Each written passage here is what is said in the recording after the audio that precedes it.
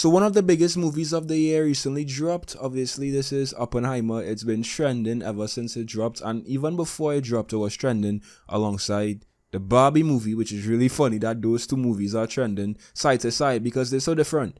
But I recently watched Oppenheimer, and yes, you read this title correctly. I watched Oppenheimer High, and I don't know, I wanted to come and just kind of talk about my experience, talk about what I learned from that movie, how I perceived the movie, and kind of give a review. No, I don't really want to say review because I am not really a film critic. I actually only just started really watching movies from a critical point of view. Like my entire life, I was just watching movies and just watching them like visually. Like I never really took in, I would say, the feeling of a movie, like what the directors were trying to convey. I was never that guy to be like, bro, you seen this scene? Like this scene means this because this elbow was placed here. And I was never that guy to break down movies like that. So if you're looking for like a full in-depth review, this is not the video to watch. Also, I'm going to try my very best not to give away any spoilers in this video. But again, sometimes I just talk and shit might slip. So blame yourself if you watch this video and end up getting spoiled because I'll try my best. But yeah, I might spoil some shit. So if you don't want any spoilers, then click off. And if you still want to watch the video and you get spoiled, then it's your fault, not mine, because I warned you twice. Alright, so walking into this movie, right, as I said, I was high. Now, being high before watching a movie is an interesting experience because sometimes you could be high and you could absorb all of that information in a completely different way. Like, I remember I was watching Dune a couple of months back and I was high. And I had watched Dune before, but when I watched Dune when I was high, I was like, bro, this is a completely different movie. Like, I'm picking up on every single subtle detail in this movie. And Dune is now like my favorite movie I've watched in a very long time. And I can't wait for Dune 2. So, being high is a good thing. But I've also been high. Like I was high when I watched Avatar, like the latest Avatar movie. And I didn't know what the fuck was going on. Like I did not know what was going on. So it's kind of hit or miss, right? So I went into Oppenheimer in the theater. I had shades on just because I didn't want anybody to see my eyes because they were red.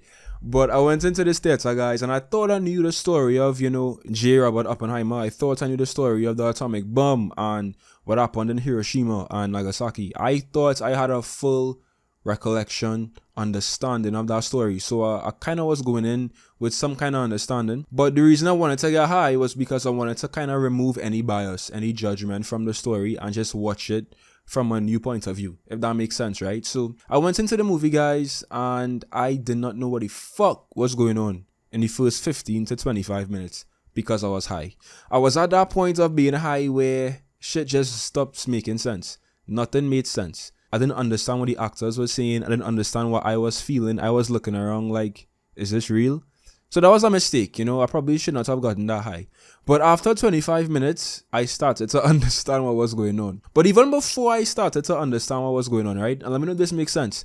I felt what was going on because, the movie is very tense. It's a very tense, heavy movie, right? It's a very, very heavy movie. And from the very first scene, you could just feel the heaviness in the movie from the soundtrack, from the song design, from the cinematography. Like it felt like a very, very heavy movie, which is justified because the movie is about the fucking atomic bomb that was created that killed so many people, right? So that was justified. But I really want to stress just how important like the song design is in this movie because it's such a big element of it. Like if you guys have seen the movie, you know what I'm talking about, like from the very, very first scene.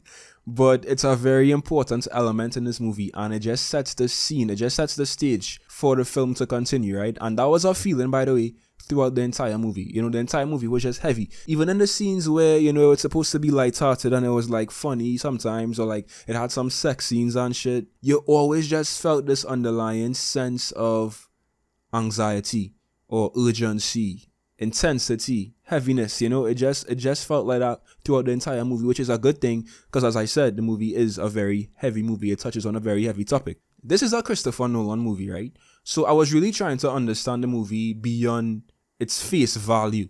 Because when I think about Oppenheimer, if this was not a Christopher Nolan movie, I would just assume that the story was going to be very straightforward and it's going to be a biopic basically on Oppenheimer and it's going to be very easily understandable, right? That was not this movie. There were so many themes in this movie that I feel like everybody could relate to.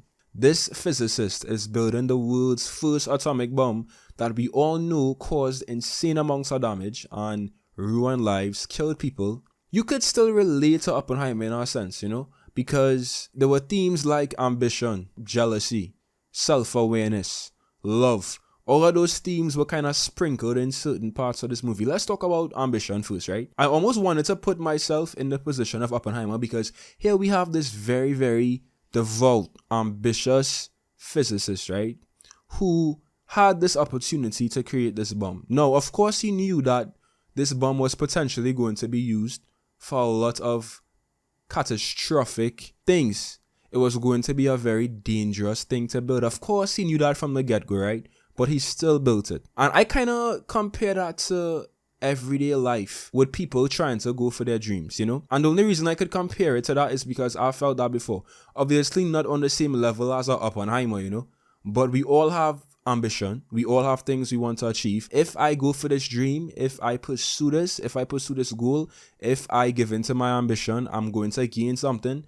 But I'm also going to lose something. That's just how life is, I feel like. I feel like you have to lose something to gain something. And you will become a different person. Hopefully a better person. But you will become a different person if you go after what you really want to go after. And you give in to your ambition, right? And that was a big theme in this movie. Of course, in Oppenheimer's case, you guys could kind of, predict what happened to him after he built this bomb and after the bomb was used. Of course, he became a lot more introspective. And he was very, very depressed and lost because he was wondering, I built this bomb, my life's work, but my life's work took away the lives of so many people. So he was conflicted, and I feel like everybody is going to go through some kind of form of that at some point in their life. So that was interesting, of course, not on the same level as Oppenheimer, but I feel like everybody is going to go through something like that where it could still be somewhat relatable, Love was also a big theme in this movie, And the reason I say love was a big theme was because I feel personally that if Oppenheimer didn't have his wife,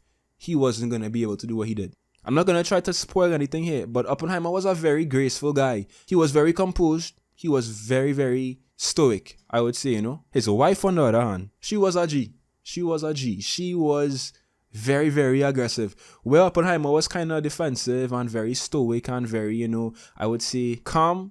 She was the complete opposite. And I really feel like in order to achieve something great, you don't need to have, a partner in your corner who is pushing you. But it is a benefit if you have somebody in your corner who is fighting harder than you for what you have to fight for, And I really feel like that was a big theme in this movie because I was high out of my mind watching Oppenheimer question himself, second guess, if he should do what he wants to do. And here comes his wife just being like, are you a bitch? Do what you want to do. Like, this is the time, and really just kind of gassing him up. So I love to see that, I love to see how important relationships are and the people around us, how important that is, and how it really influences the course of people's lives, That was an interesting theme as well. Friendships, relationships, love. Now, this is a long movie. I think it's like 3 hours or almost 3 hours. It's a very, very long movie. But it actually didn't feel that long. The pacing was good, At times, it did feel slightly, kind of drawn out, but that was very rare. For the most part, this movie to me felt very, very, well positioned in terms of how long it was. It wasn't too long for me. It actually made sense for this movie to be this length because it's such an in-depth story, and just the way that Christopher Nolan really dug into the story and showed us what he wanted to show us about Oppenheimer and about the situation at the time, I wasn't too upset with the length of the movie, I saw some people saying how it could have been like 15 or 25 minutes shorter. That's true. Maybe it could have, but I didn't really experience that, I actually liked the length. Pause.